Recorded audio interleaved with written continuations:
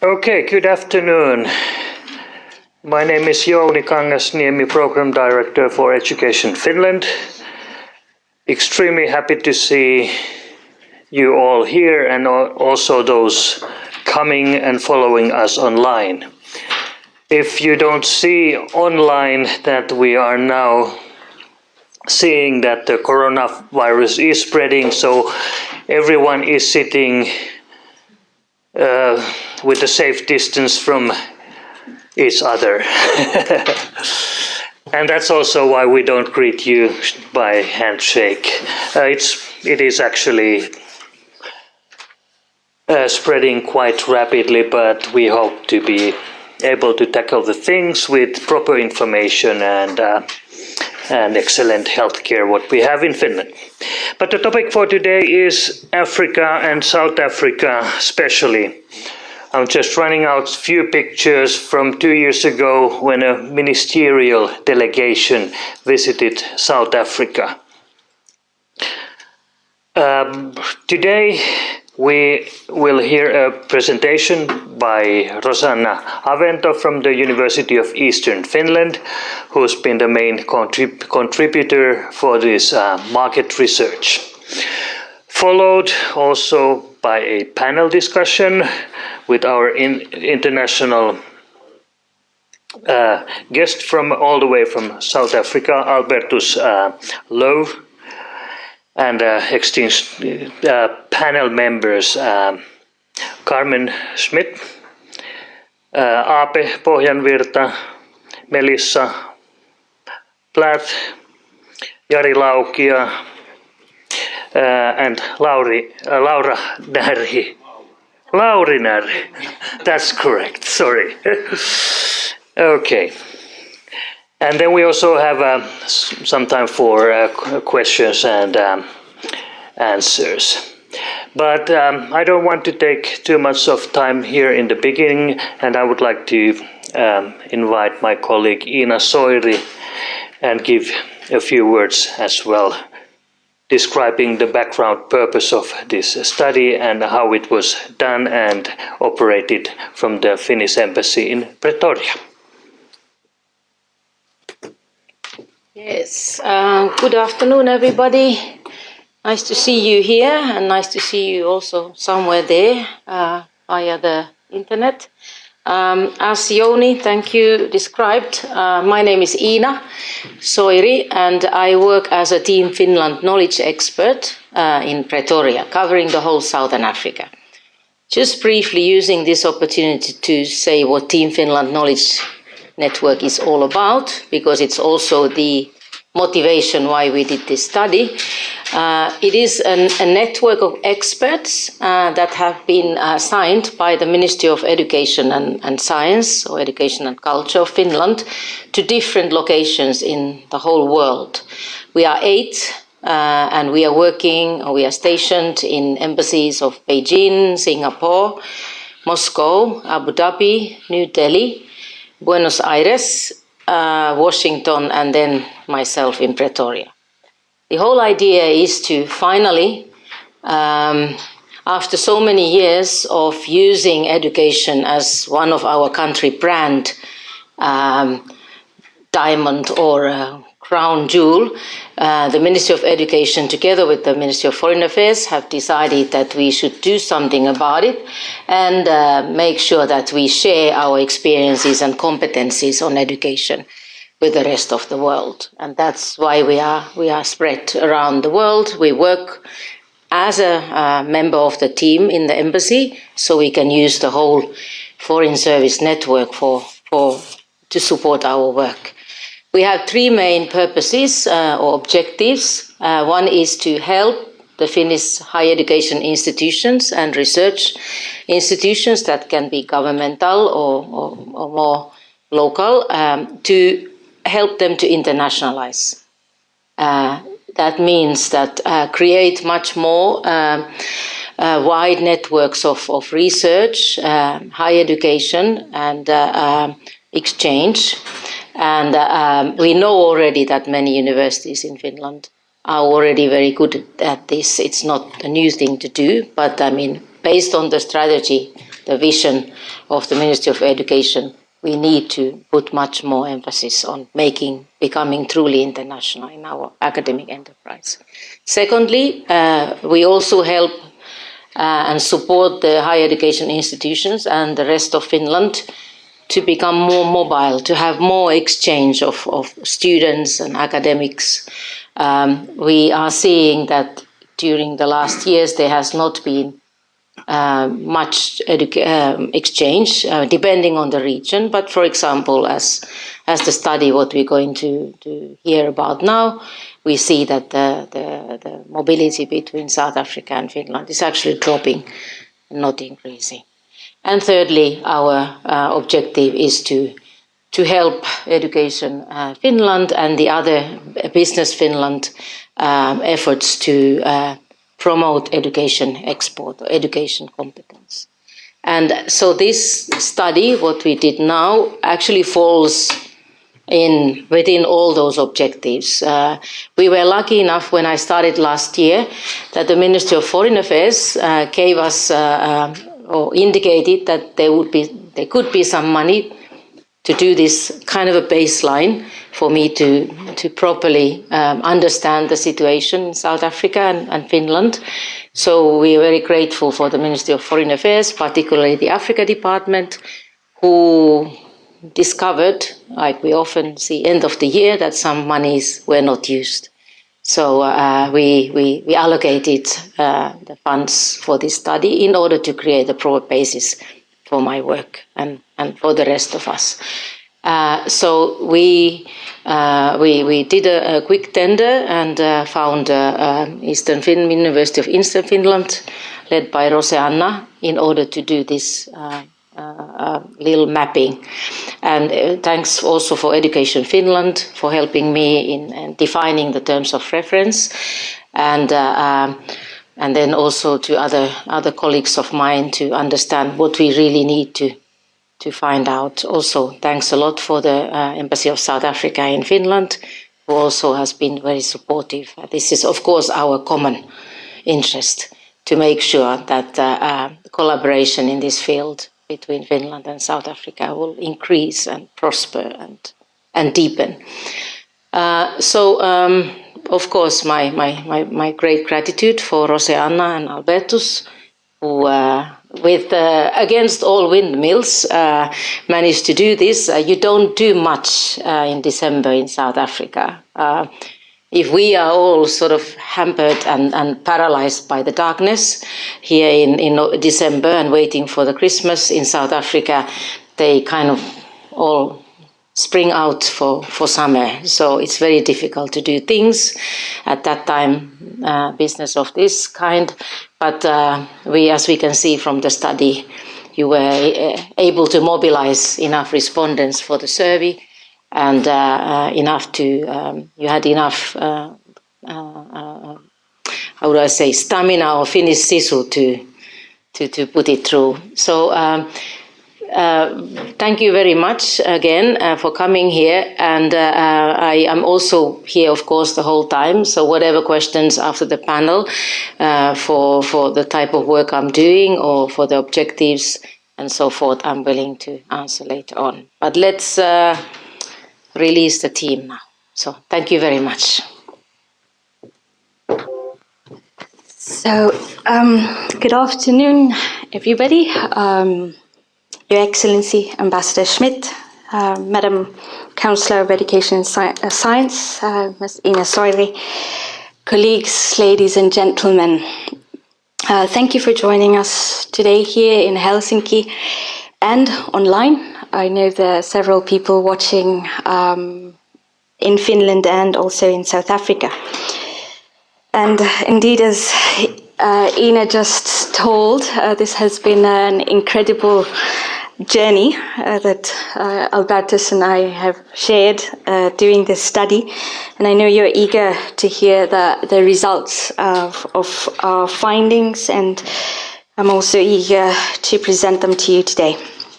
As Ina explained, education has been identified as a top priority for the Team Finland South Africa action plan. and they're aiming at strengthening ties between the Finnish entities and South African universities, colleges, schools, government entities, and also to provide support to the Finnish private sector in education that's aiming to markets in South Africa. Now, while some of you today may be expecting a specific key to a specific door on where there is funding and how can you get it, that's not going to be. We can only give you several keys and a map to many doors. And you will have to find your way and navigate the way there to those opportunities in South Africa. And as Ina already explained, that she and the team in the embassy in Pretoria are there to help you navigate those doors. Now, on the study, we had three objectives. It was to describe the South African education landscape, looking at the needs and priorities there, and focusing this nationally and then in two regions, Gauteng and the Western Cape.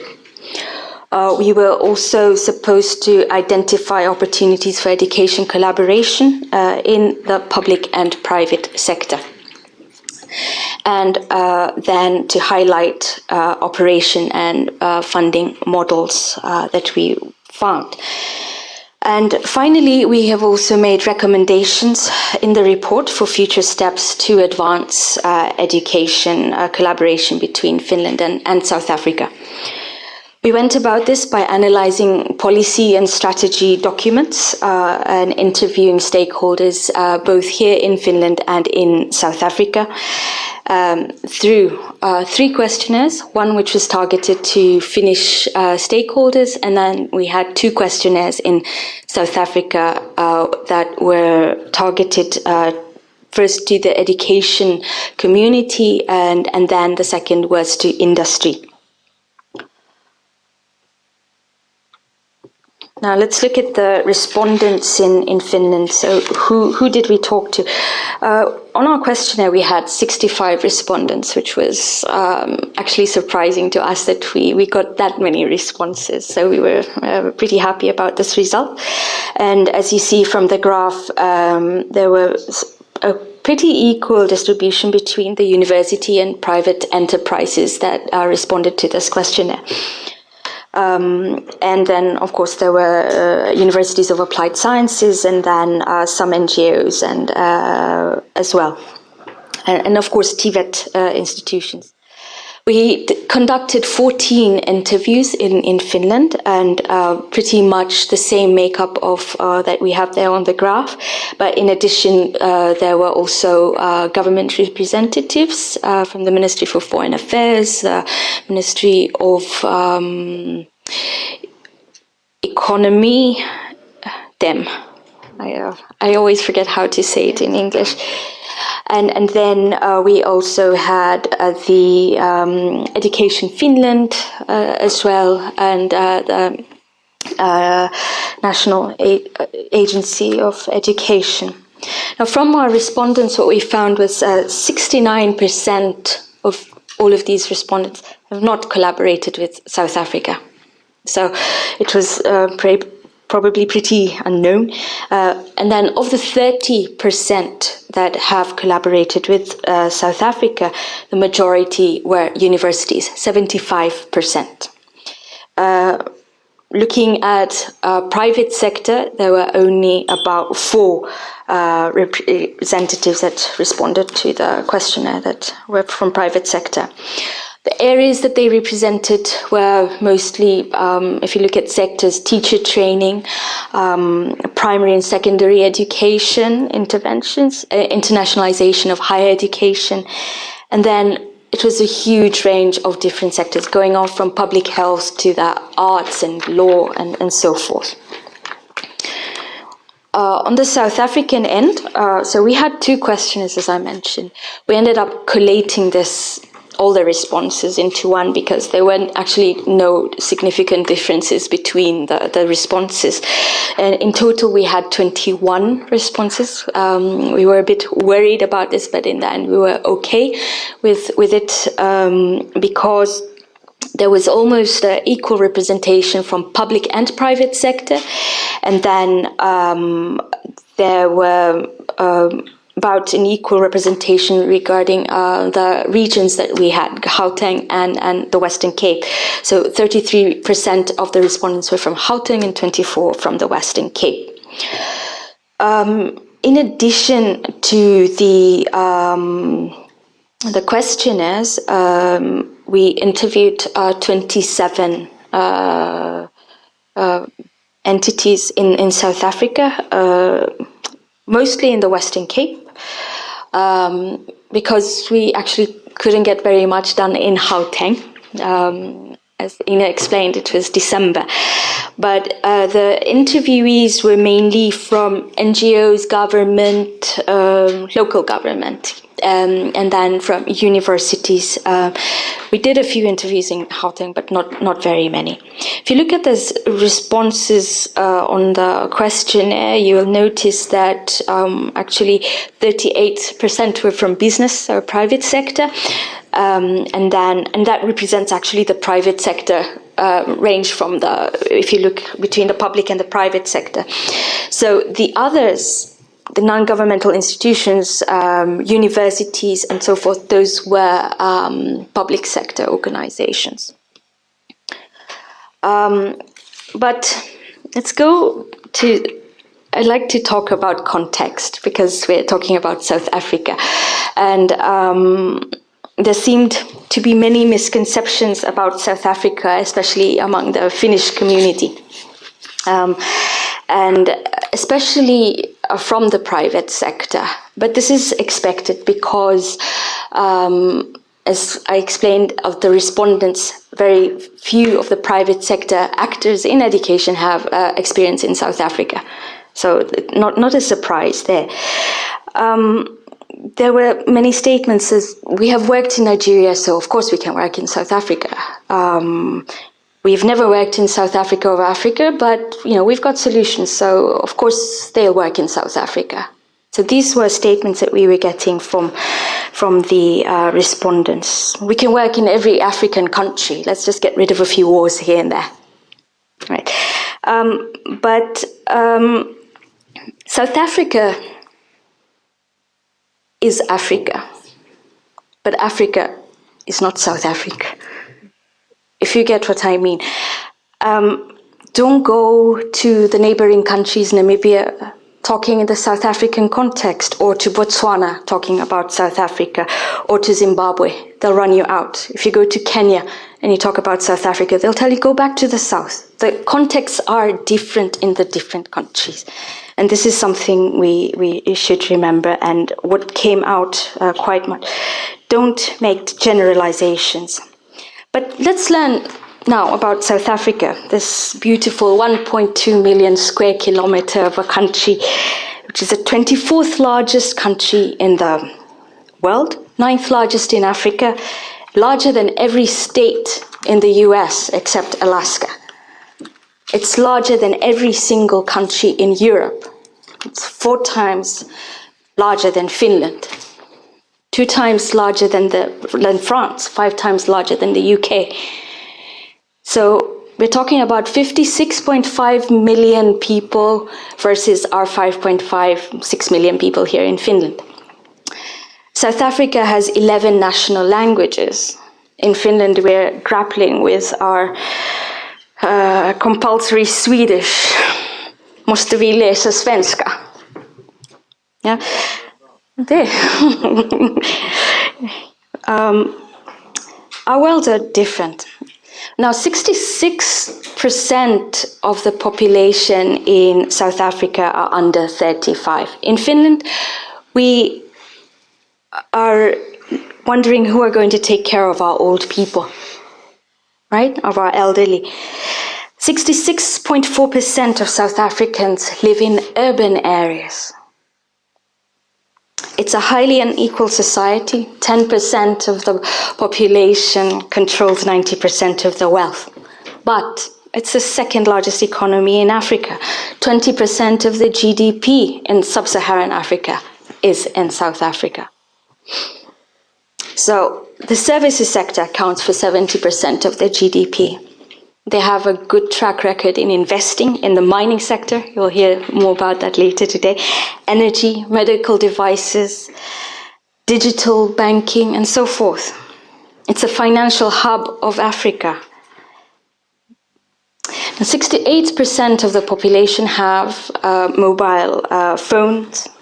54% have access to internet data. And data in South Africa is pretty expensive compared to many different African countries.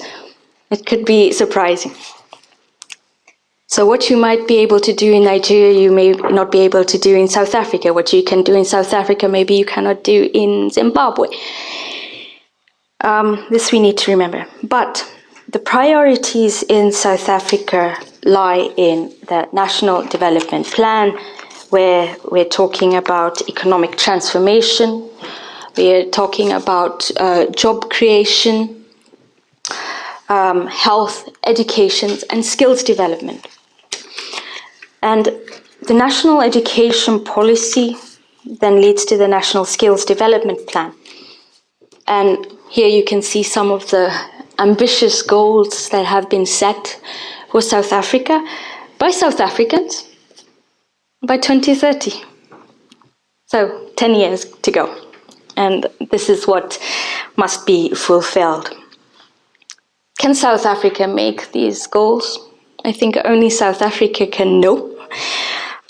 Can we be part of it? Perhaps.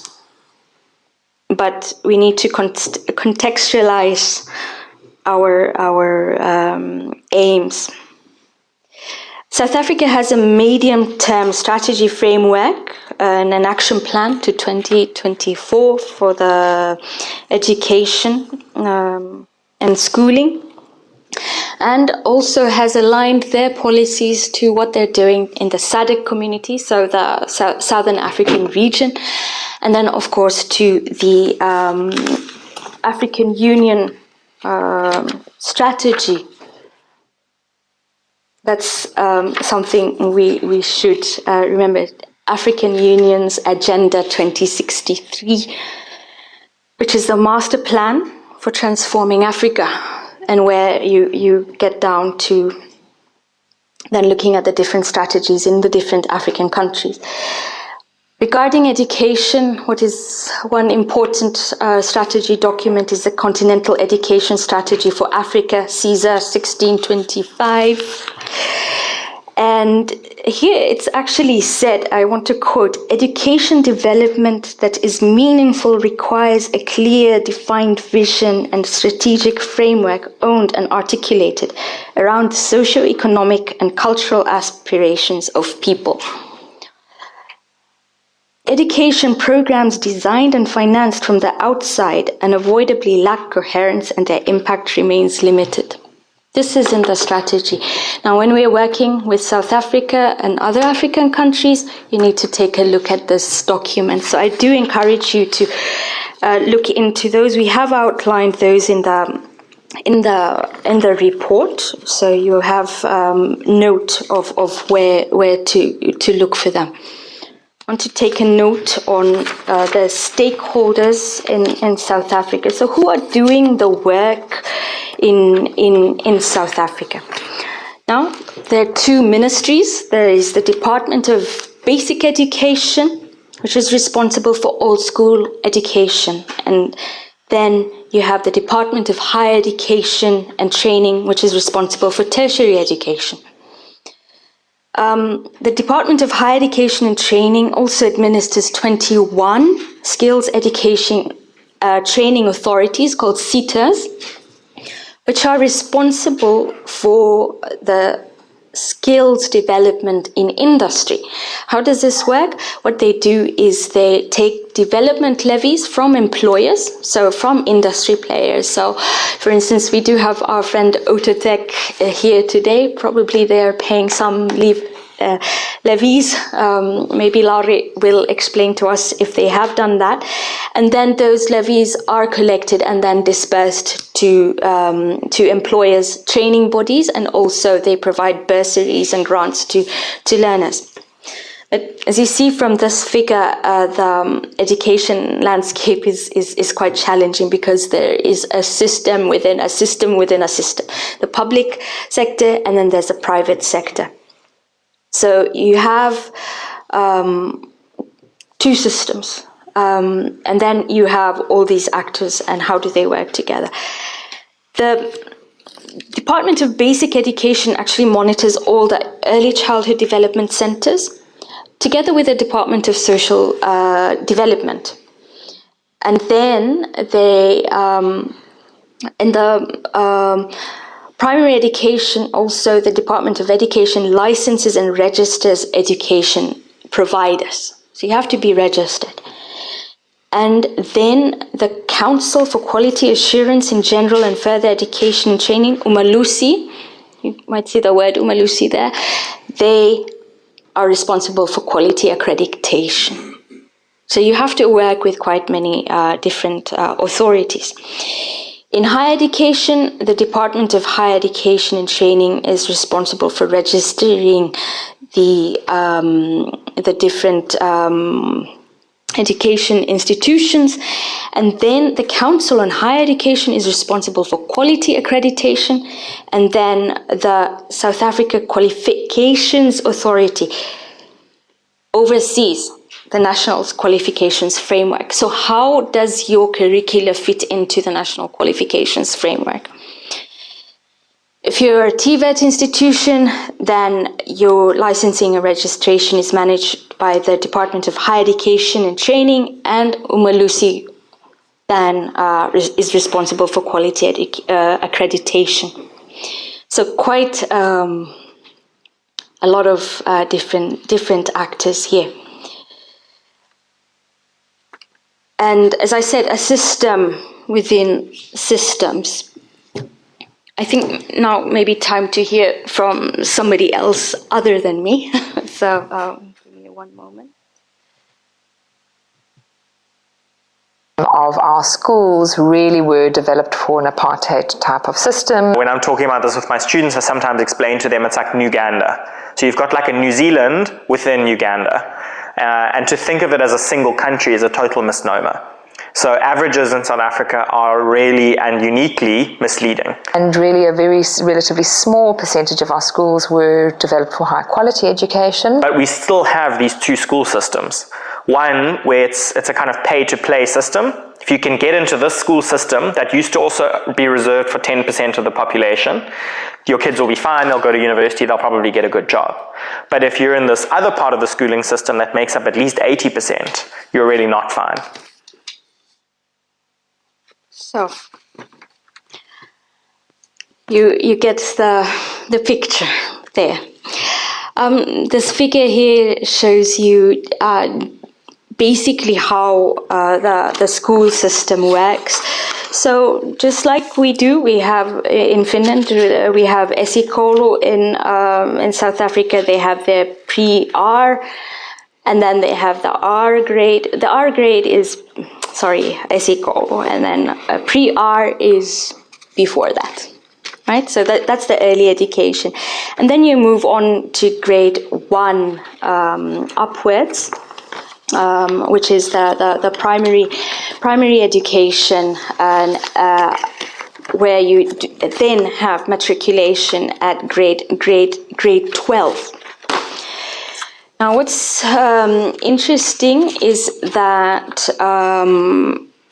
sorry, I just find my notes again. So in pre-primary education and at grade R, so most of this is public provision. 95% is public provision. but private provision is still growing. And then there are also what you would call community level pre-R provision. And then the private schools, when you look at the private schools, now I'm talking about grade R up till 9. If they're private school, you can choose your own curricula, but it has to be accepted. And it has to be in line with the national curricula. Private schools can be for profit or non-for-profit, right? And they must meet the requirements of the provincial registration to be legal. I go back here. So, as I mentioned, we have the 2 ministries. So, South Africa has 9 provinces, and each province has their own Department of Education. And they basically control the education in their region. And this is important to remember, so it's decentralized as so. There is, schools, says on the document, schools must meet strict quality criteria. They can apply for subsidies annually from the government, from the local government, and of course they have requirements. Now, primary school pupils have the right to be educated in their home language. Now, this is a huge issue in South Africa, where you have 11 languages, 11 national languages. How to meet this issue? Now, when you look at grade 10 to grade 12, then you start seeing a lot more, even more variation. As Nick Spall explained there, that there are big disparities between people, between schools, and even between regions. The 2 regions we have, Gauteng and Western Cape, are actually 2 of the very well-developed regions. There are the private schools would be quite, I'd say, inaccessible to most of the population. Now, while there are many challenges in the education system, there are also successes. Now, every year after grade 12, the students do their matriculation exam, just like we have now. Our students are in their exams. And here you see the results for last year. They say that there was an improvement in the pass rates, up to 81.3% improvement from the last year. So, okay, that's a great result. If you look provincially, you can see that Gauteng and Western Cape, where we conducted our studies, are doing quite well nationally. So the students are doing well. But when we looked further, you see some causes for concern, especially in certain skill subjects. So here on this figure, you basically see how many students sat for which exams. Compared to the different years. And what you see that there is a huge reduction in the number of students sitting certain, especially STEM subjects. So English, for instance, a huge reduction in students sitting English, accounting, mathematics, physical sciences, life sciences. Not many students are sitting these subjects, so this will probably reflect in the future when they go to university. A lot of students are sitting history, but understandable. People do want to understand their history. So not a bad thing to study history, but it's concerning that especially these subjects, mathematics, English, are not being students aren't going for those subjects, so how do they cope later on? talk to the South African community about their needs and priorities. And this was quite interesting. We looked at all the early childhood education, primary education, secondary education, tertiary education, professional development. All the needs were coming out pretty much the same. Not much differences in what people were saying on what they need. The biggest issue, especially I think every single one respondent, every single one interviewee mentioned that there is a huge gap between education and the world of work. So when students come out of school, can they work? No, they're missing certain skills. And these are work readiness skills. A lot of, language literacy skills. This came out a lot on language literacy and then also computer literacy. So these were coming, and there seemed to be a huge frustration about this. One of the respondents said that there seems to be such a huge focus on matric, so the final exam when you leave school, and certification, so getting a document, which means nothing in the world of work. And I had to think about this in terms of how do you justify to a child why they need to go to school? Because when they leave school, they're not ready for the world of work. So this is a big misnomer, which our South African friends are struggling with. And when you see look at what were the priorities, those marked there in green. So as I said, computer and digital literacy skills, language skills. And you see they're not doing English, they're not doing mathematics. Then I mentioned work readiness, and then teacher training. So Nick Spall actually had done a study where they said that 70% of the math teachers couldn't actually do the exams which they set. So teacher training is actually needed both on subject and then pedagogy. And then in schools, human resource training, organizational change, team building, community work. Now this was something which we found really interesting, that there is a great need for counseling. And this is because of the history. So you have to understand the history of South Africa to understand why there's a need for counseling. People suffered trauma. What went down in history was traumatic, and it's still going. I mean, you can still see the trauma today. It doesn't go away. And poverty. So students and learners suffer from trauma, and they suffer. There's violence at home or in the communities, in the townships. Okay, so lack of safety or, different problems which affect society. So there's a lot of need for counseling. And when you have school children going to school, it's not just about school. You also have to address the needs that they have. Do they have accommodation? Do they have food? Do they have transport? Can they get to school? So these things came out. And so it's also very important to look at reskilling people into new jobs. So how do you help those who maybe dropped out of the school system or have completed school but can't find a job? So how do you reskill them? So this was a need which was found, and this was responses coming from the South African respondents.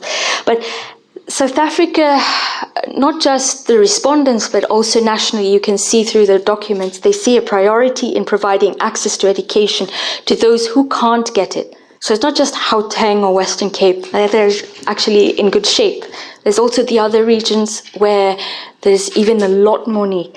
And there's a strong spirit for education for all, actually. There were lots of people who were very excited to work where they're working. So this was what we found.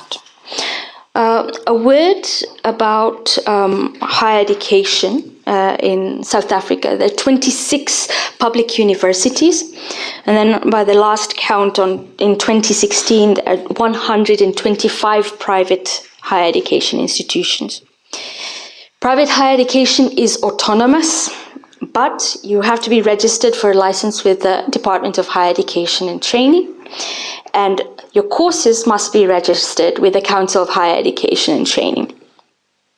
Now, this process can take up to 2 years to complete, so it's long, and this is something you have to consider if you're considering entering a private higher education provision. Now, foreign providers cannot award degrees in South Africa unless you are registered and your courses are also registered locally. And this is important to understand. If you look here on the graph, you can see that the higher education institutions have been, they get government funding. It's been about 50% coming in from the national budget, tuition fees about 25%, and then other income 25%. That was a while ago. Now the situation has changed. There's a lot more income coming in from other sources, so philanthropy. So higher education institutions, not just private institutions, but also public, are getting funding from companies, from philanthropists, that you do find a lot in South Africa. There are big American and British companies there who want to do corporate social responsibility. So these are part of their programs, and they invest into education because either they do it directly or they use NGOs. So the NGOs and not-for-profit organizations are actually very important in South Africa because they are part of implementing those education programs. Now, I wanted to check and see how this compares to Finnish higher education.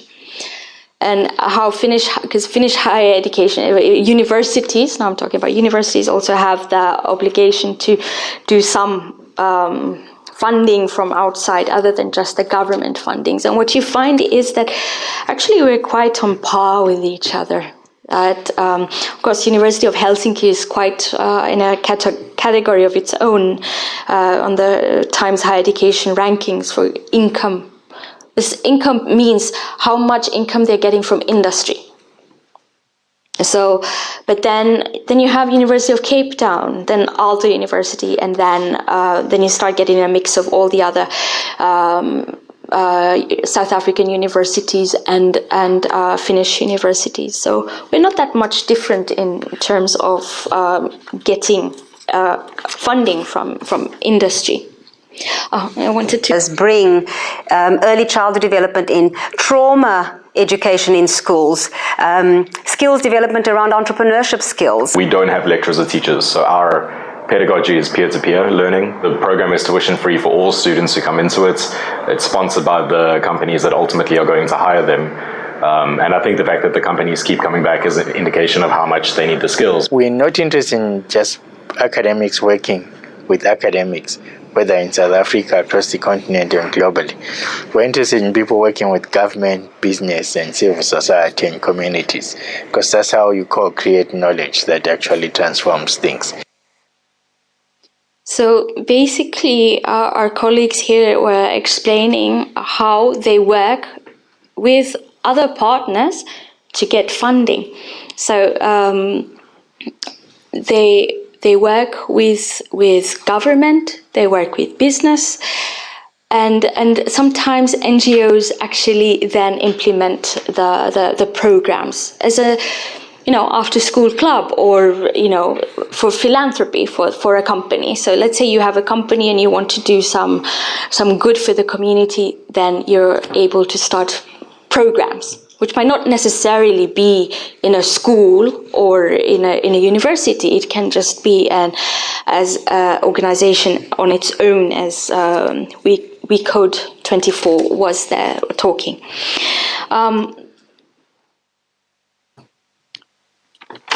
Our higher education.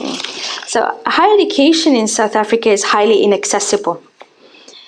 But there are some institutions which are in the global top rankings in the world. The story goes that most higher education institutions in South Africa struggle to deliver high quality education. This is what's on the documents. Dropout rates at public universities about 50%, in private universities 10%. But again, our Finnish higher education institutions and South African higher education institutions that much different. These are the rankings from last year and this year, academic rankings. You can see that we're pretty much in the same caliber. I wanted to refute a comment which was actually made here in this very room in November. Right here. We were talking about the global learning crisis, and one of the panelists said that yes, we want to, so this was a higher education institution representative, we want to do high quality research and collaborate with African partners, but they're not so good. That's what he said. Oops, I wasn't supposed to say the gender. But I would say, should we be that, we should be careful to be so arrogant. Look where we are. And it's logical because this brings me actually to our collaboration between Finland and South Africa. What has happened? And here on this slide here, you see some of the funding instruments and some of the organizations that have been active on Finnish South African education. Our report has a list of these different projects which have been funded here, and you'll find information about different institutions who have, in Finland, who have been involved in South Africa collaboration, and also the South African institutions with whom they have collaborated. As well as the topics, you can see what they have been doing. Now, most of the work has been research, which is logical. Look at the rankings here. We're pretty similar, so it's very easy for us to do research together. And this is actually corroborated because between 2014 to 2019, there have been 1,869 co-authored publications between South African and Finnish institutions. Not bad. I think it's a pretty good issue. And this is something which maybe private sector could tap into. Look into who are working with South Africa. They're here in the room. Talk to them and you can exchange information. The people already working in South Africa, find out who they are and start working together. Now, Ina mentioned mobility. Now, we got data from the Finnish National Agency of Education. Thank you, Annika Sundbeck, for providing the data on this. What you see here, there's been a constant decline in student mobility between our countries. It's just declining. From Finland to South Africa, the numbers are much bigger. So more Finnish people, students going to South Africa than South Africans coming to Finland. But what you see, we were wondering why this decline happened, and probably it is because we did have a program, the North-South-South program, which was where we had a lot of,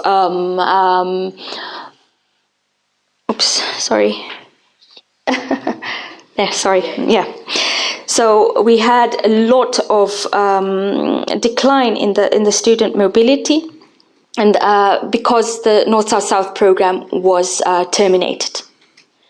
And in 2010, you can see that there was a huge increase. It's an odd number, 77, and this was bothering me quite a bit. So we had to do a bit of investigative work, which led us to Metropolia University of Applied Sciences, where we found out that they had a project where they had, so Metropolia University of Applied Sciences collaborated with enterprises in South Africa. They had students, 6 mini projects. The students went and they worked with companies in South Africa. on different topics, gamification, e-learning, establishing an IT business incubator. So simple things like this. So you can, as education institutions, also work with companies, and this can increase the mobility. But as you see, very few students from South Africa coming to Finland. Now, if you look at enrollment of South African in Finnish higher education, it's surprising at first, only about 20 South Africans in Finland studying. I was actually mind blown about this. There's very few numbers. But if you look at the picture as a whole, it's actually not that surprising. So as I mentioned, higher education in South Africa is mostly it's inaccessible to most people. Why? Because it costs, especially if you want to go to a good institution. Now, in Finland, universities don't offer bachelor education in English. Okay, we need to have the bachelor's first, and then you do the master's. So you have to have a bachelor's already. Although, of course, we know the bachelor degrees are available at universities of applied sciences. But a student in South Africa would have to pay about 3,500 to 4,000 euro per year, depending on institutions. So this is another average, so it really depends on the institution. But give or take, it's much less than doing your master's in Finland, which is costing from 8,000 to even 15,000 euro per year. And then look at the institutions, we're almost on equal level. So why come to Finland to study at an institution which is pretty much on an equal level with a South African institution and pay more, and you can still be home? It makes sense. So I think that's also important to understand that South Africa also attracts a lot of students from the SADC region and also from the rest of Africa. So it's a hub for education from all over Africa. And they also offer scholarships to other Africans from the SADC region, so their fees might actually be lower. So these are important to understand. As I mentioned, research is the biggest activity that we have at the moment with South African institutions. Maybe a word here about commercialization and education export. Not very much activity. I think about 3 actors at the moment. So that's one of the might interest you. Who do we collaborate with in South Africa? You'll see these are mostly the public higher education institutions. It's logical, this was research. You'll see there's a big other there. I know Ina also asked me about this. The respondents didn't actually specify what this other was, so this is maybe something we have to look into further, what the other was.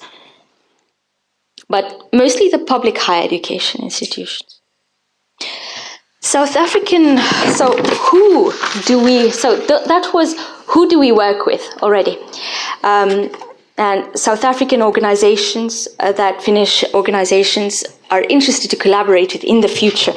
Again, the public higher education institutions come out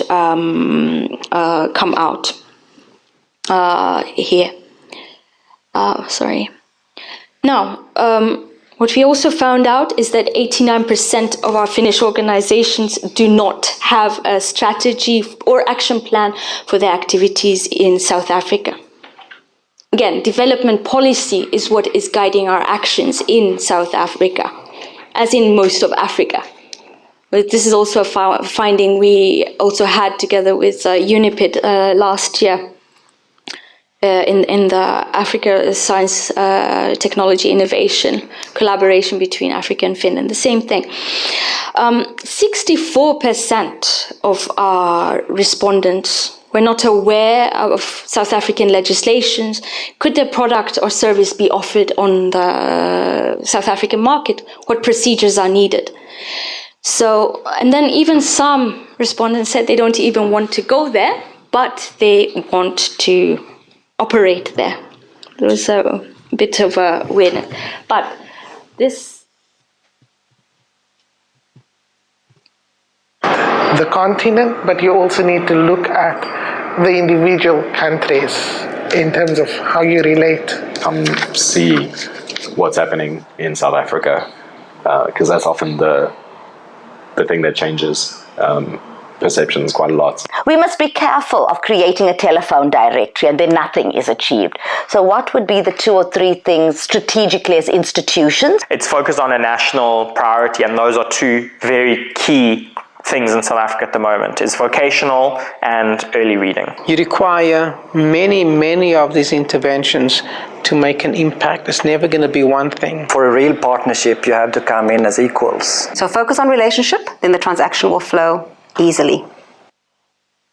So that was advice from our South African colleagues. We have to understand the context, so please make a plan. But time is running, so I come to my almost coming into my conclusions. What were the interests of the Finnish and South African respondents? Mostly you will see, again, it was pretty much what is already happening, working on research, using external funding. The Finnish community, obviously, there were lots of companies, private enterprises, who were interested in direct sales. But if you look at what the South African community said when you asked them, are you interested in buying products or services directly? They said, no. That's very few respondents said yes. 2, I remember. But this does not mean there is no opportunity. You heard what they said. We want partnerships. So this was the important and the key word, partnerships. Build a partnership and you'll find your way. So to conclude, there's very little collaboration in terms of education, either not for profit or for profit.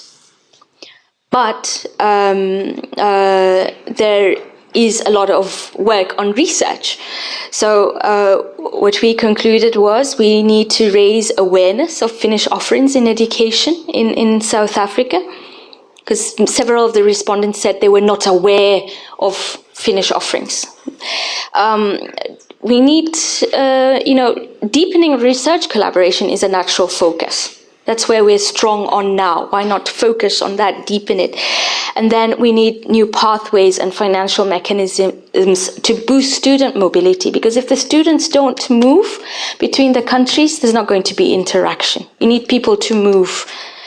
And then there is a need to have knowledge on how to do business in South Africa. And that includes not just, go to South Africa, get a partner, exchange business cards, but really find out what is the legislation, how do you work, how do you operate. And this knowledge is lacking. So we've made actually 9 recommendations, but I highlight here only 5 that we do hope that the Team Finland Knowledge Network and Education Finland would be going for arranging together with our embassies networking events, which are very, very focused by sector or theme. So not just these very broad events which have been, but focus them on sector and theme. And then a database where you can find offerings. Obviously, Education Finland already has one, but the universities are missing. So some way of dispersing information about what is Finland education? What is our education offering? So having a focused marketing campaign in South Africa, and twinning different organizations, and not necessarily having the organizations be the same. They could be NGOs or businesses together with different actors. And then this probably is more of a message to our ministries and policy makers. So how do we create pathways and these financial mechanisms to boost the student mobility? This is probably a bit disturbing, because also that cultural exchange happens when people meet face to face. And then, so what is really important, especially for business then, is proper information packages and webinars on how to do business in South Africa. and covering those issues on legislation and doing proper market research and having a proper plan when you go to South Africa and understanding of the context where you are. So with that, thank you very much, all of you, for being here and for having the patience to listen to me for so long. Thank you to Ina for your support and Education Finland as well. I would like to thank Ambassador Schmidt as well for all the support. And if you have any questions, I'll be glad to answer them at some point. And then I look forward to hearing the panel discussion on these results. Thank you very much. Thank you very much, Rosanna, for the thorough presentation and your work. Let's have one brief question from the audience at this point. Thank you. Satu Järvinen from Skill Safari. I have, let's call this one question, or actually I have two. The other one is, the report seems immensely interesting. Will there be a copy available? Where can we get it from to get all the details? The second one is, there's always talk about partnerships, but can you elaborate on what does partnership mean for our friends in South Africa? Thank you. I'll start with the first question. I think I will turn defer that question to the councillor. She will, when the report, or if it will be available. Soon. How can we find out? We'll let you know. Okay, let's say the report will be made available soon. On the second question, partnership. What does a partnership mean for South Africans?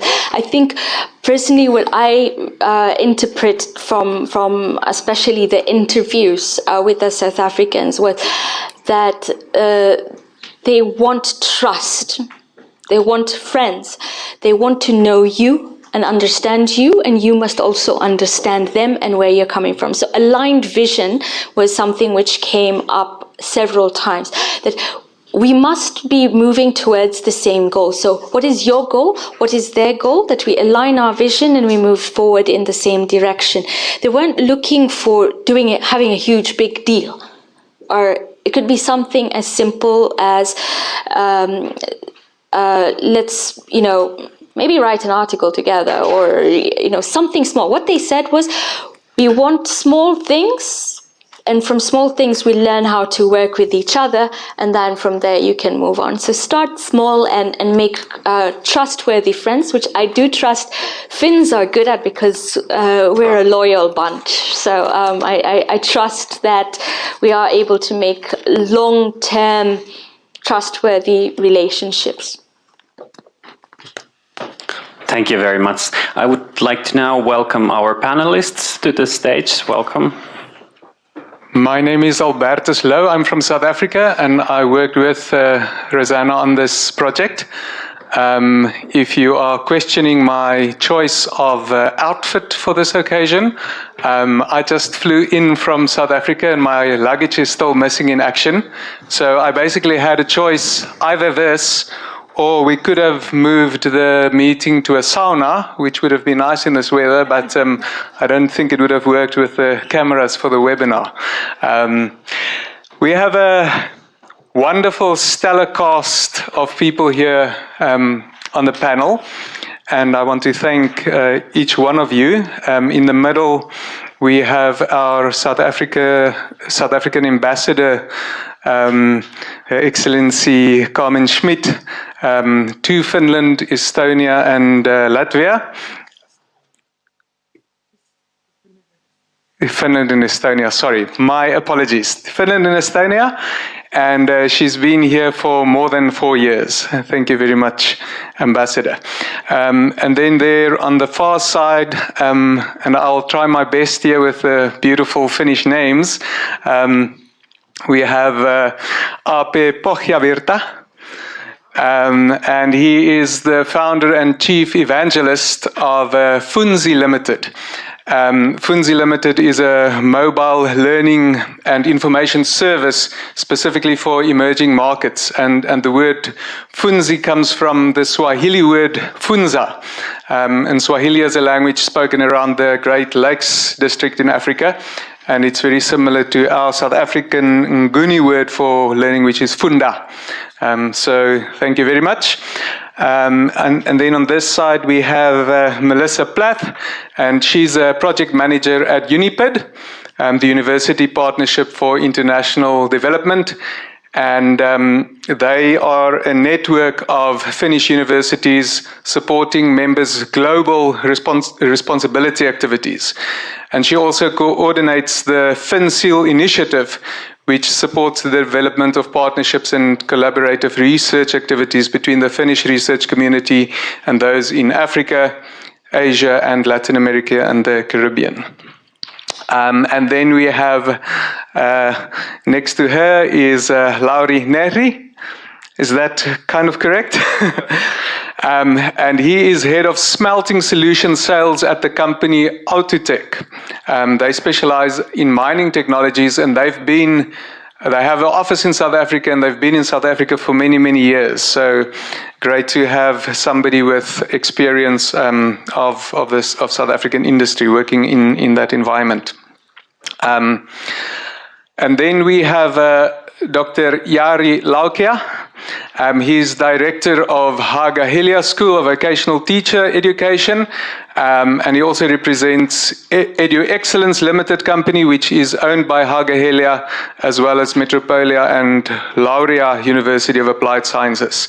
And Haga Helia has been involved in South Africa since 2015 with partnerships there. So thank you very, very much. We'll start off with a few questions to the panelists, and then afterwards we'll give an opportunity for you in the audience also to add questions, and then also if there are any online people attending the webinar, if they have any questions, we will throw them in as well. So my first question is going to be to the ambassador.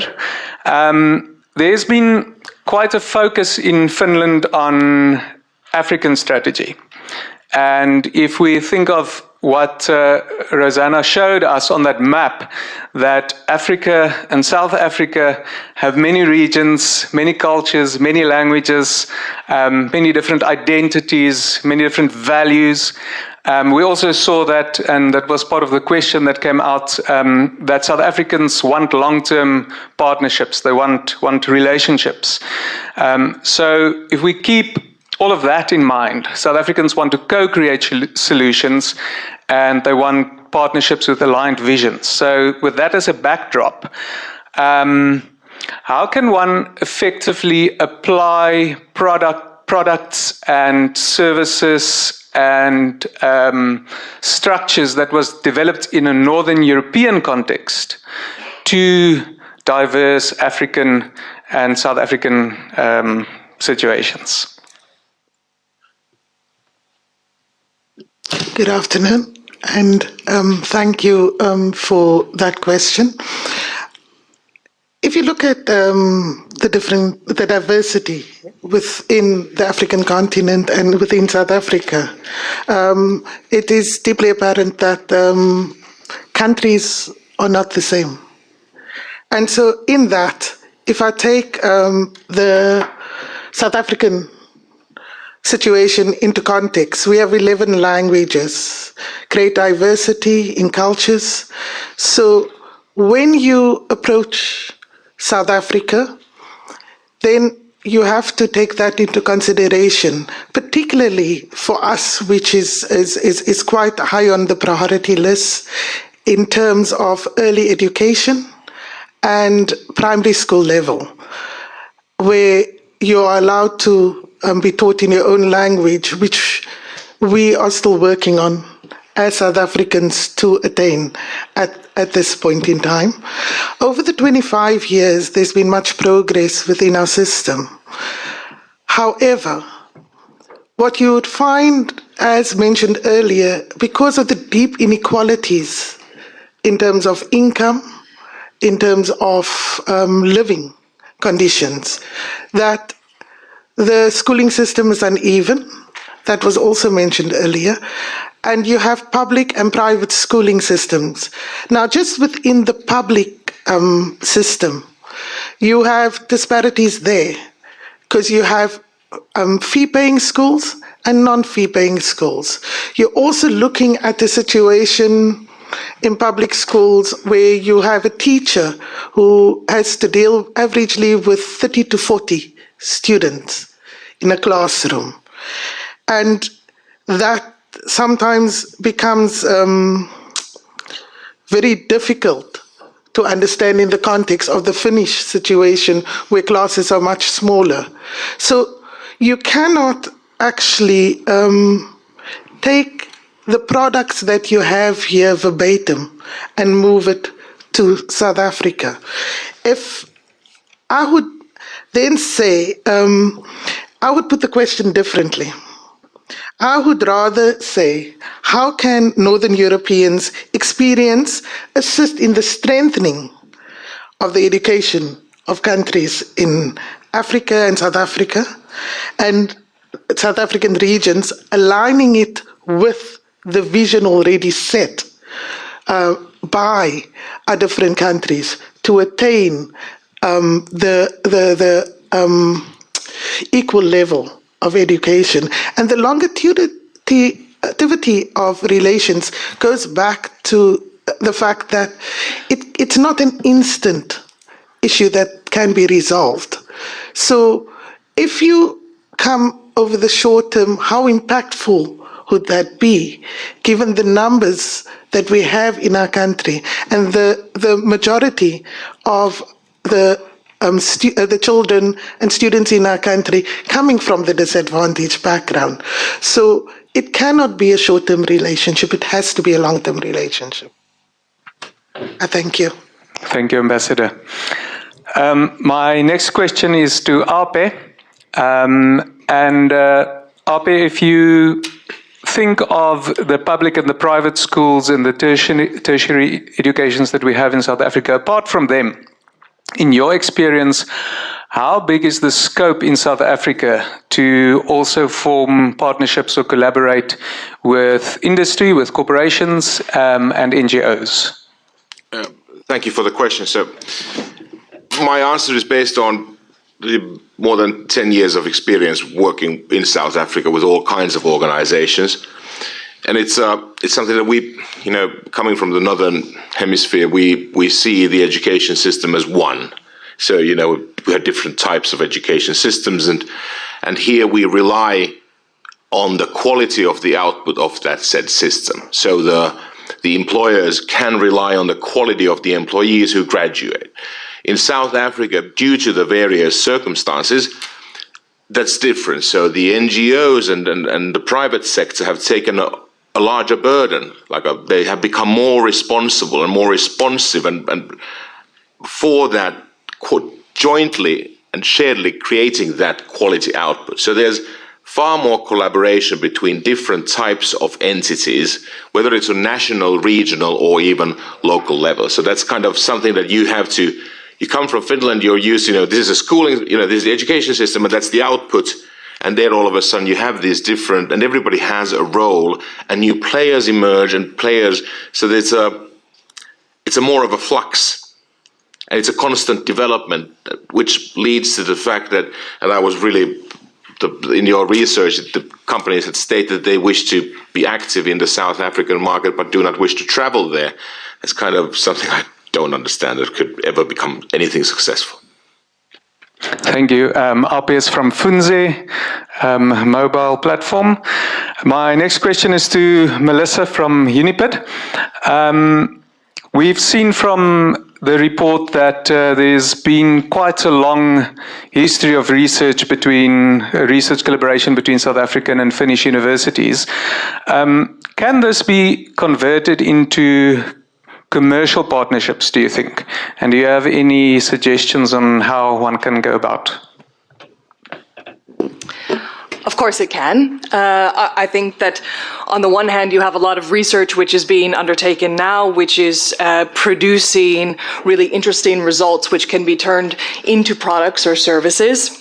And especially if we think about this alignment process and really trying to find ways where, and opportunities, where these products and services align to needs, align to the wishes of our partners, and especially in dialogue with those partners, I think those could be easily turned into products or services. On the other hand, we have a pool of experts because there has been such long cooperation already, and I think we should utilize those experts. So, as you said, I think it's really incredible that someone wouldn't want to travel to South Africa to do if they're interested in working there.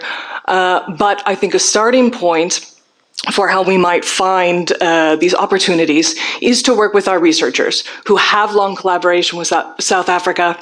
I see we have a board member here from UNIPID who's a good example, where you can start to understand a little bit the culture, the basis, the way of working, understanding how you might approach partnership.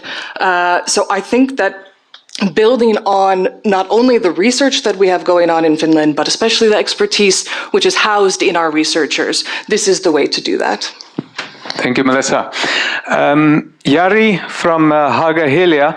So we saw that funding was a constraint that came out a lot when we talked to South African about partnerships in South Africa. What has your experience been over the couple of years working in South Africa?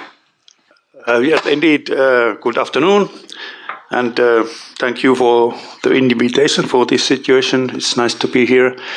Indeed, we have worked systematically now since 2015 in South Africa, there in Pretoria. And in our case, when it is the question of funding, well, we educate teachers there in Pretoria and Tshwane University of Technology. There are teachers. 1 year program now. We have had 5 programs, and now 6th program is in the beginning. Also, we educate their supervisors and managers. And like Rosanne said in her very interesting presentation, that if we want to develop education, it is very much also the question of management. And I must say that there in Tshwane University of Technology, management is very committed in developing the quality of education, and that's why they have chosen our teacher training there. But about this financial situation, we have had very good cooperation with TUT. And when we start every program, we agree financial questions, and we do not have had any problems whatsoever in this kind of activities. Earlier we had also 2009, one shorter cooperation program there in Bloemfontein, Technical University of Free State, and also this situation no any problems. We appreciate African partners. Maybe it is the question of this long-term partnership and trust, and if we can find and reach very personal contacts, and we keep in contact systematically. They know what we can do, and we know what they want. So I think our case has been, should I say, a success story in this case. No any problems. Thank you. And as you emphasize the relationships again, my next question also touches on that, and that is to Lauri. But I would also like Ape and Jari to give some comments on this question, and that is when we think of how important relationships are for the South African respondents, how long has it taken you to build up your partnership, and how important was that as part of your return on investment in your company, Autotech? Thank you. So the background of Autotech goes quite far in the history, and we have always kind of known that South Africa, it's incredibly rich country. It has platinum, chrome, everything. But unfortunately, it was not possible to do business in South Africa a long time ago, but it basically opened in the 90s. So immediately we went to South Africa and opened our sales office. And it was very easy to get access and get to know people. But it was not easy to kind of convince that we have something to offer. Kind of the attitude was that we can do it ourselves. So that meant that we needed to spend a lot of time in kind of building the relationships and demonstrating the value in our solution and in our technology. But it took many years, but after we got the first reference, the first success, then it actually started to work very well, and we were able to build with few customers very long partnerships.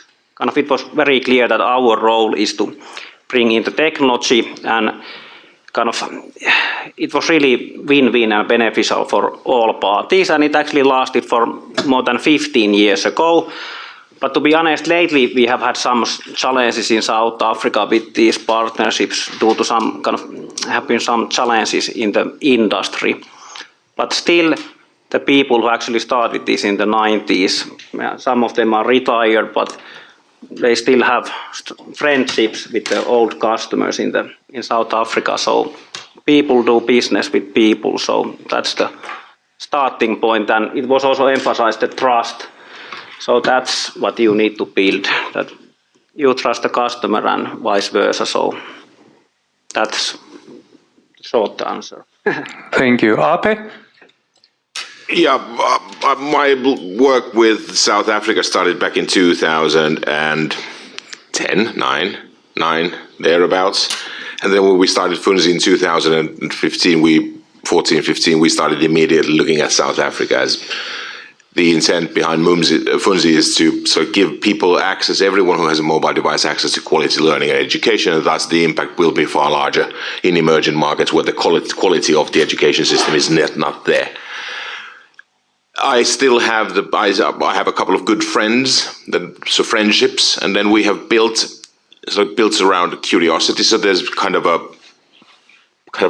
bipolar attitude.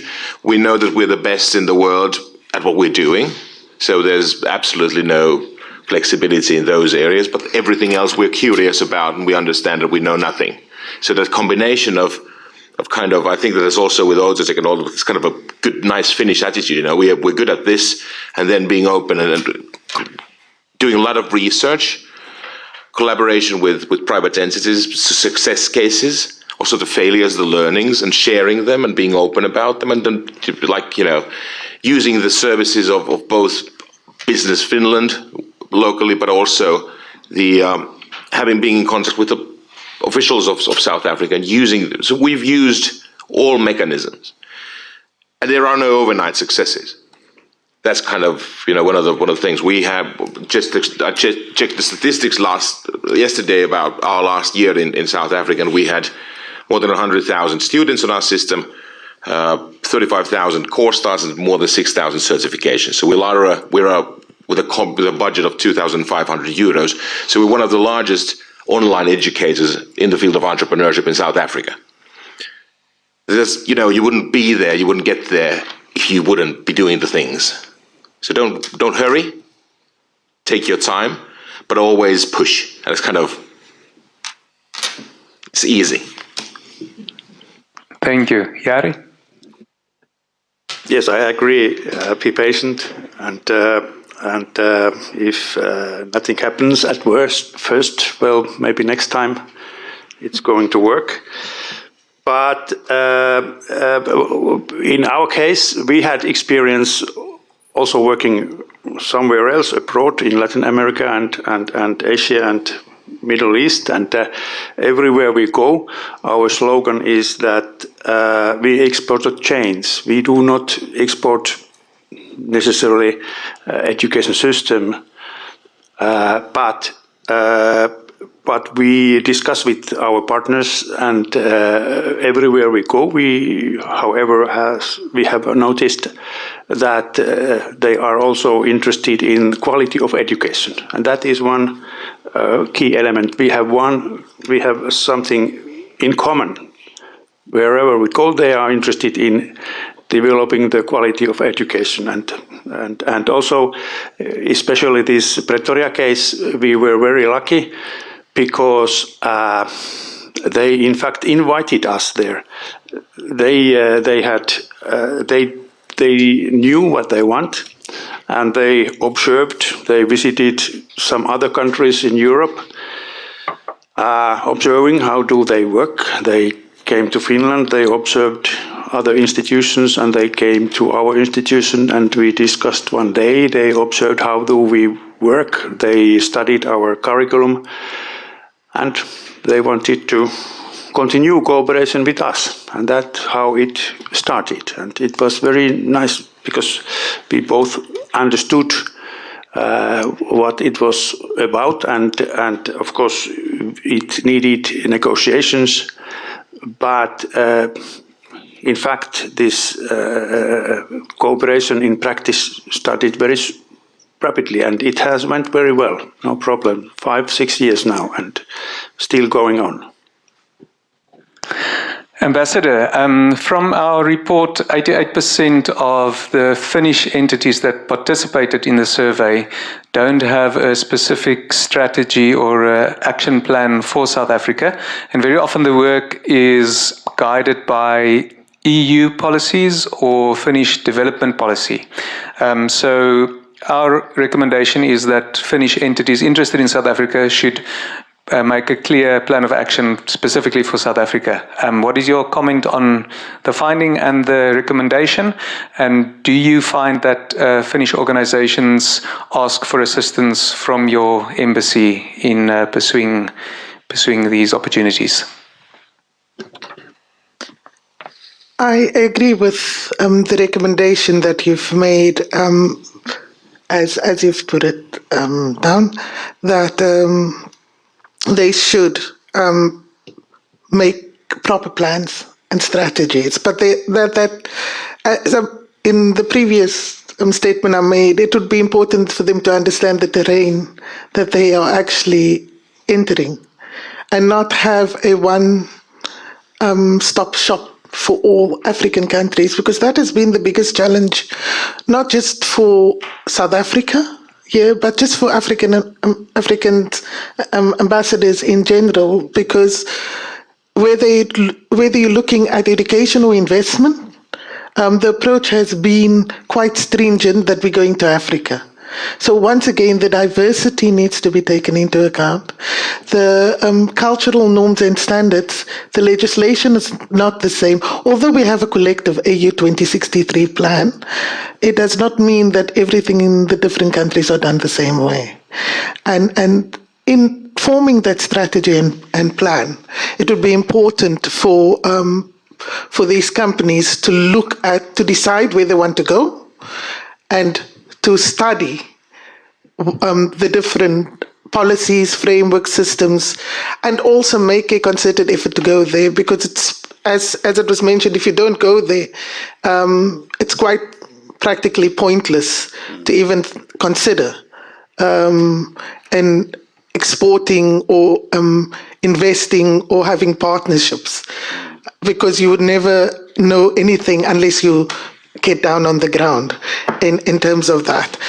And then secondly, yes, we do get approached substantially on the educational export, but even there, I also practically know about 3 companies that on a higher education level that has been doing substantial work with academic institutions, I would say. And then universities of technology, there are some, but it's mostly the higher leveled academic institutions that is focused on. And I think they use the ratings to decide who they want to partner with. But we've got much more other institutions that also have got their niche, and they do actually turn out substantial research work globally, and partner with other countries in Europe, but also across the globe. So it is important to get to understand that as well when you, because ratings are good, but sometimes the ratings only inform you about where the university is categorized, but you wouldn't understand what it has to offer unless you engage that institution itself. Secondly, one of the key issues for us is vocational and training, education and training, training TVET colleges, where and I think it's not just a South African problem in terms of turning out really highly skilled labor, not just theoreticians, but highly skilled labor. I think it's sort of become a global problem. And in that way, we can learn from each other, because there are areas that we are strong in, and you could learn from us, and there are many areas that you are much stronger in as well. So in that exchange, it shouldn't be a one-way street. There's potential to learn from each other in these collaborations that we forge. Because sometimes I think the approach is, we have something to offer you. But the question is never asked, what do you have to offer us? And what can we learn from you in this regard? So in forging that trust and equal partnership, you'd be able to find a balance and strike a balance in terms of collaboration. We have collaborated in science and technology as equal partners in certain areas, and even in terms of developing certain research models, as was mentioned earlier, which, if it is implemented, there's a high probability of success in terms of the research findings. And then I just also wanted to touch on the mobility issue. One of the biggest challenge for Africans in general, but for South Africans, not just that that they don't want to study in Finland. It's when I came here about 3 years ago, there was a change in the education system in Finland. Before, you used to offer scholarships, but because there was a cut in the educational budget, and because we have been labeled as a middle-income country, we do not fall into the development category. So what had happened is the scholarship ceased, and you had to pay for education. And that was a general trend that happened throughout Europe for non-European students. Now, if you compare the exchange rate of South Africa to the European exchange rate, it's quite high. And for somebody to come and study at the cost, that you ask for your courses, it would be then better served for that person to go elsewhere where it's similar to the cost is similar to what we pay within our system. And also for government, it can also become difficult to subsidize one student for 8,000 euros just tuition, and that's outside dealing with accommodation and everything else that is required. Then investing that money into a number of students, because the budget, we also have quite not had substantial economic growth, so our budget has to cater for domestic activities as well as for those supporting those that go out internationally. And I don't just think that's the case of South Africa. I think that's a general case of all the countries in the African continent. I thank you. Thank you. I saw a lot of nods during this conversation. Is there anybody else in the panel who would like to comment as well? Yeah, I just I wanted to co-sign a lot of what the ambassador was saying, and to add that in my conversations with partners from South Africa, they emphasize how competitive it is to cooperate with South Africa. We are not here in Finland the only ones who've realized that cooperation is nice with South Africa. In fact, it's been going on for other countries for a long time. So when we are going to our partners in South Africa, whether it's for commercial interests or research, education collaboration, we have to be very aware that there are other people, other institutions who want to cooperate with South Africa. We have to be able to articulate what it is we can bring, but also understand what our partners can bring. To have this kind of process and this way of thinking that we are going to build something together.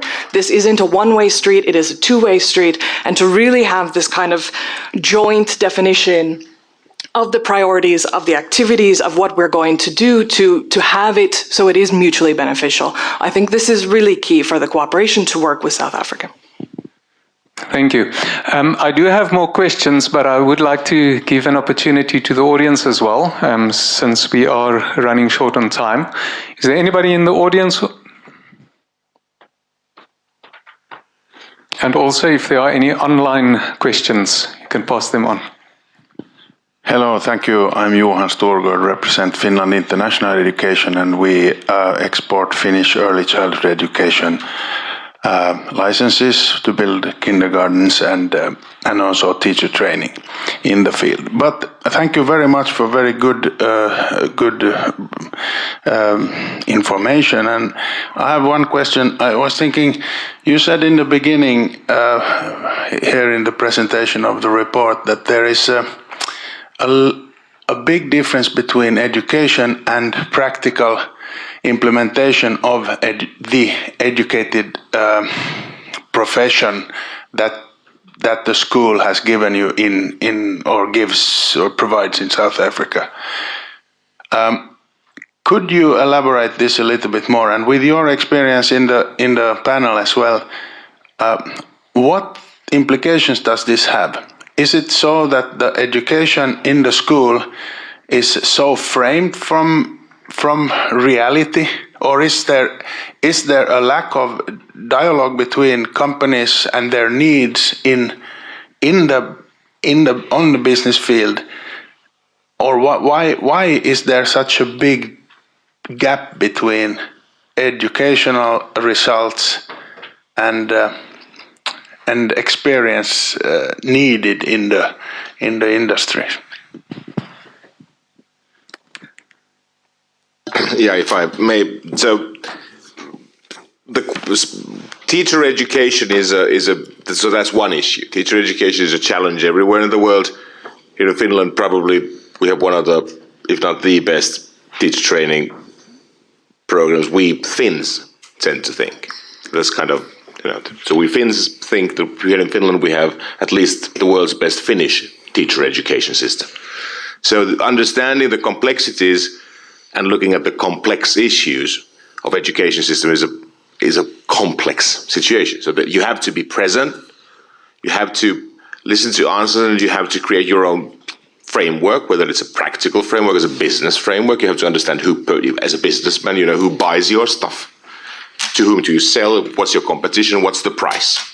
In teacher training, you have to look at the surroundings. So your answer that you posed is so broad that all I can say is trust research, if research is good.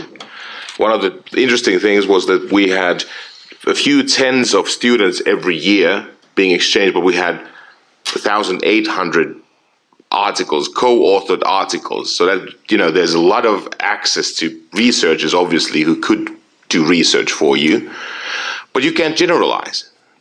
The only generalization that you can make in these kinds of areas, that's our global experience, is you got to go there and understand, what happens here, and then you have to have your position, and you have to look at data and continue developing. There is no I don't think, that especially South Africa, one of the most polarized countries in the world, there are no easy explanations. There's nothing easy except that the people are friendly, food is good, weather is wonderful. The only thing that South Africa lacks are white-capped mountains for skiing. Everything else is there.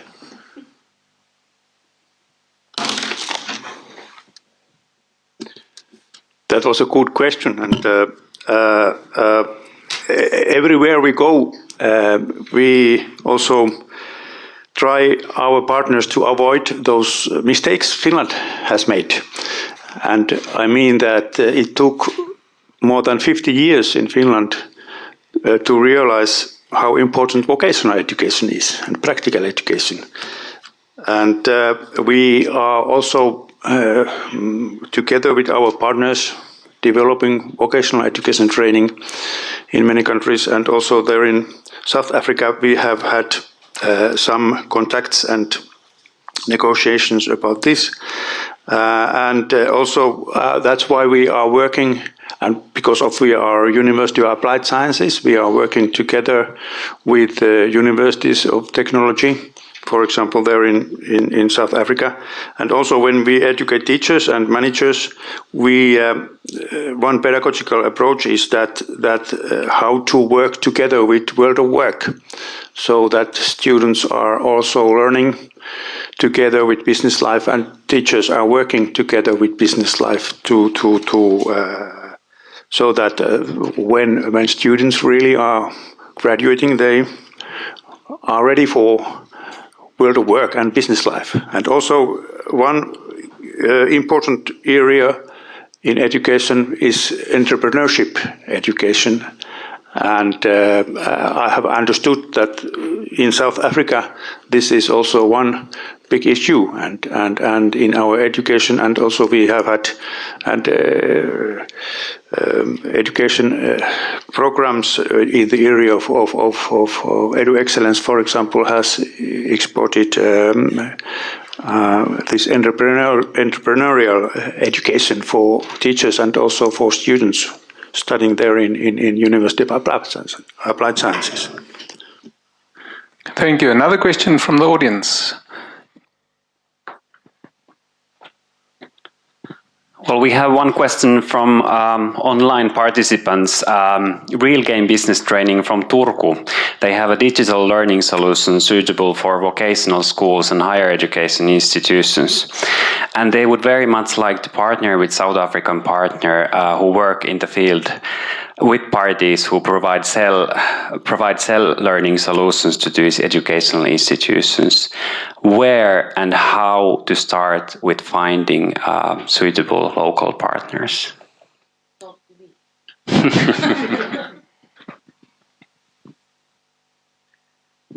Yeah, well, thank you very much for the question, and sorry for stealing the mic from the panel, but because that's my job.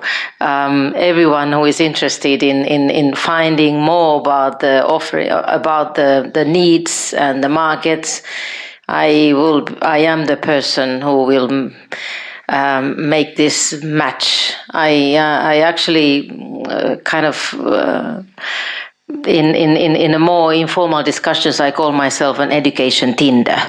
So matchmaking is my profession.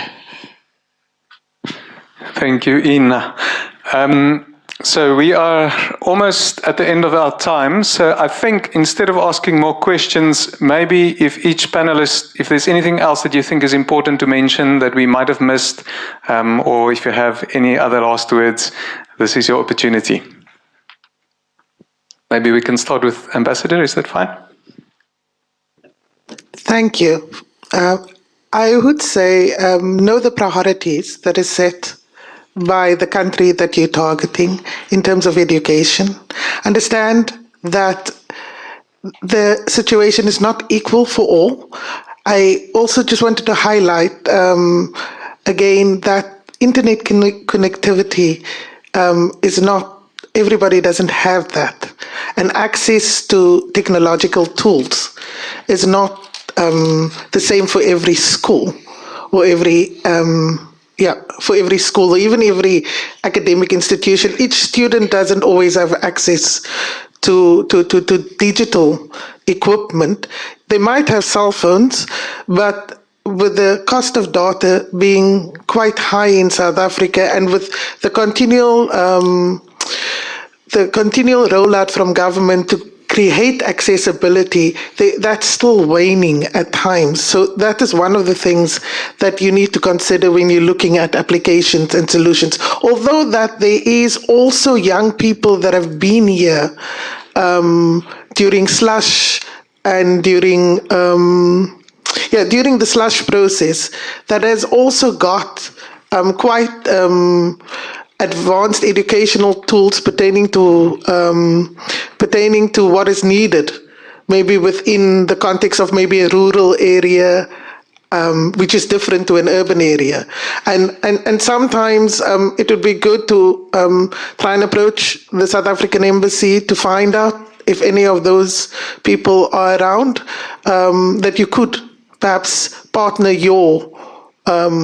what you have with to find an ideal solution in terms of technology. So I just want to say, just take all avenues into account. It's possible. It takes a bit of time. It takes relationship building. But once the relationship is forged, it can only be good from there. I thank you. Thank you. Melissa. I think one of the key recommendations, perhaps this is my own perspective coming from higher education, a network of higher education institutions, but is the need to further develop the research collaboration with South Africa. And what does that mean? Of course, that means funding for research. I think a lot of what is put in the recommendations does require some real thinking from the Finnish government, also from the South African government, about where we might invest to really support this kind of long-term partnerships that need to be built in order to assure this kind of mutually beneficial collaboration. So I just want to remind that the kind of funding is important. Funding for research is important. On the other hand, we also need support for this kind of low threshold ways to start and build partnerships. We've seen that mobility has decreased. We see that it's maybe more difficult now to have PhD researchers from South Africa. I mean, there are ways that research partnerships are built, and this student collaboration is one of them. PhD supervision is one of them. Going to visit researchers at universities is one of them. So we need these types of support for people to be able to do that. And the FinSeal initiative was one good way that has happened in the past. It will not continue in the future. So we need to find ways to be able to continue to engage with our partners, ways that are easy, especially if you're starting out, but also if you have collaboration, how can you keep it going?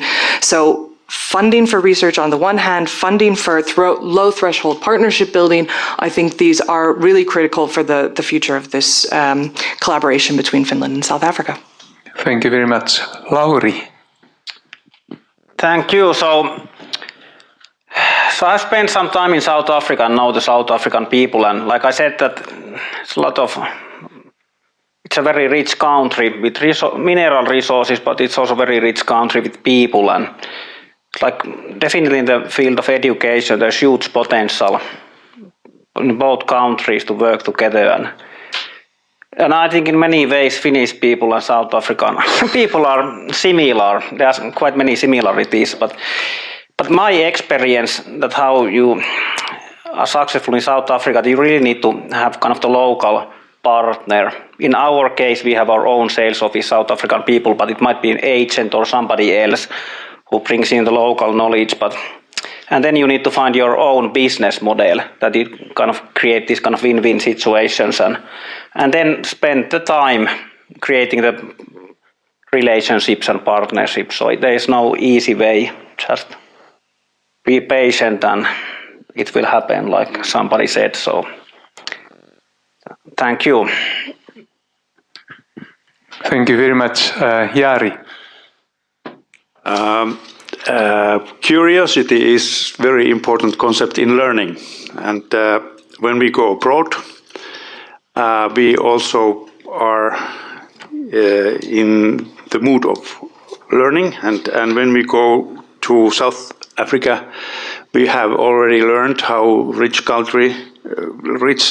culture they have. We have learned friendship. We have learned also hospitality. We have learned how to behave in this beautiful country, and I think this curiosity is very important aspect when we are building relationship between two different partners. Thank you. Ape, you've already talked about the friendly people, the good food and the good weather. Anything else? I think that South Africa, there's one thing that is certain, is that South Africa is seeking to renew itself. It's a country with enormous human potential and human energy. And there's few places in this world where the desire to simultaneously become more successful in the professional life is actually combined with being more successful also in your social life and simultaneously learning. So it's a challenge that requires for educational learning institutions and providers to become more flexible in their offering. You shouldn't just focus on the existing education channels. You have to look at new opportunities to address directly the people who are the driving force of that better future. And that's where digital expertise coming out of Finland and also because of, the way the best tech in the world comes from Finland, period. The best education comes from Finland, but we need to make them platforms for the local people to become better at being themselves. Thank you. I really want to thank every person on the panel for spending this time with us and sharing your experience and your passion. Really, really appreciate that. Remain there. Okay. Ina. Yes. Thank you for the logistics. May I ask you to remain there? Our time is up. I just want to thank you, all of you, Albertus, for great moderating, and all our insightful panelists, Ambassador Ape, Jari, Lauri, and Melissa. We are very happy we could share your experience and your insights to South Africa. Also, thank you for Rosanna for presentation. There is much more in that study. And as I promised, it will be available soon. We've got some timetable issues. As I mentioned in the beginning, the study was actually done. I mean, the field work was done before December, and then comes Christmases and all that. And then we had some technical issues. And then we had, life. So I haven't had proper time to have a look at the final study. So as soon as we, from the embassy side, the client, we have cleared it, then it will be shared fully. There's a short brief already, and then there will be the about 80 pages. So it will be definitely shared with you. There are 4 issues I want to sort of wrap up with. Don't want to repeat what's been said. I want to bring some more pieces of information based on my experience. Been there for 6 months now, and I just want to reflect a little bit how South Africa, apart from what we now learn from the study, is seeing the situation with international collaboration. The current Higher Education and Science and Innovation Minister is very eager on looking for private partnership. There has been some new decisions and some new moves at the moment from his office to sort of harness and mobilize not only South African private sector for the education offering or education and science partnership, but also international. And the signals coming from his office are very positive. Everybody is aware that South Africa does have an education crisis to some extent, as we saw here, that especially the participation and the results in the STEM subjects are already sort of a little bit threatening the future of the South African ambition to become one of the 4 IR or 4 Industrial Revolution transformation countries. So there has to be much more investment in that. And for that, the minister is calling for more collaboration with the private sector. The second thing is, of course, what we heard about the inequality. The government has several times signaled to us that we don't mind you to chase for the rankings. That, the good universities, as we saw in Finland, to partner with the good universities of South Africa. But why don't you bring the third one, the element of building up another university, the tripartite? That's very important at the moment because the country is so unequal, and there is a lot of investments for at the moment from the government side for those small universities that have a lot of potential, because these are often the first generation academics, first generation students who are very agile, very eager to learn. So partnering the good Finnish universities, the good South African universities, and the aspiring South African universities. I think this is a model where we can get a building from buy-in from the government of South Africa, and then which would benefit us also in learning how to build universities. We did the same in Finland when we set up our universities in different regions, and how important they've become to mobilize the development in the regions. South Africa is undergoing the same type of process. So I encourage that. I've also got a lot of inquiries from the private sector education companies beginning of the year. I do hope it doesn't matter. It is not only a consequence of the fact that everybody tells me that we're not going to Asia at the moment. So I don't want to count my success on the basis of a misfortune of this epidemic, but that's been a reality. And as I said earlier, that's why I'm there. So please contact me or Education Finland. There goes my notes. So I'm there to help you to enter the market and give you some key ideas how to do it. And Business Finland, of course, we're working as a Team Finland entity. We also discussed the mobility. Actually, we've been visiting universities in this network of ours. There is definitely one key thing that the universities have to take into account in order to attract South Africans is to provide proper employment or traineeship. Because what we hear all the time, that as long as the education in Finland or studying in Finland doesn't lead to employment, or at least traineeship in a company, attachment to a company, it's not worthwhile. We all know that the investment in a country like South Africa, investment in education is an investment for the whole community. And it is an investment of the whole community. We have a lot of first generation graduates or first generation students, and there are a lot of expectations in South Africa. So that is a huge investment, as we mentioned, as Ambassador said, to send somebody all the way to Finland. It has to lead to meaningful employment and generate income and better living standard for the whole family, and in some cases even for the whole village. So the companies or the universities who want to attract South Africans take that into account. We don't want to see talented South Africans only in the cleaning jobs. I've also cleaned when I was a student, but I knew that I'm not going to end up there. Finally, as Melissa mentioned, there's a lot of competition in South Africa. We have, just look at the Sweden, our Swedish friends.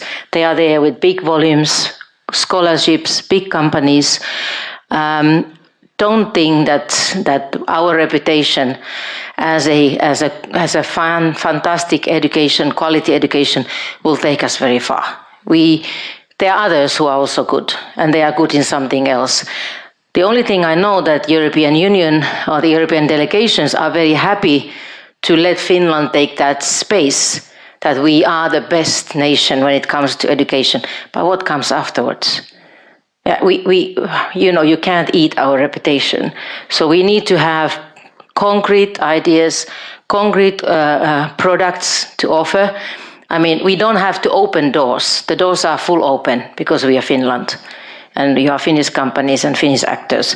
But then what? When the door is open, what are you offering? If we don't have any scholarships, if we don't have products that match with the South African need, as also Aape said, it has to fit the need.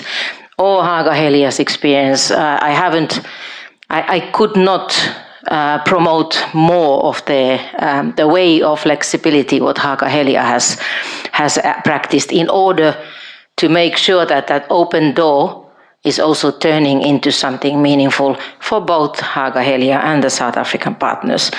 So as we saw here from the study, we're dealing with a market that is extremely rich, but extremely competitive.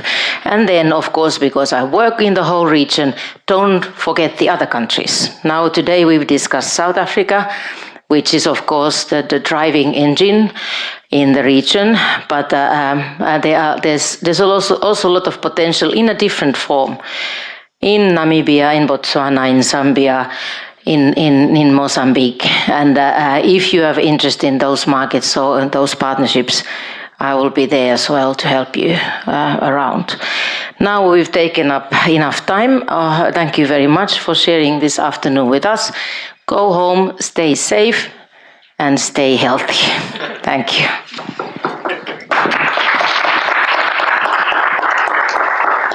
I have some business cards here if somebody would like to have my contacts. Thank you.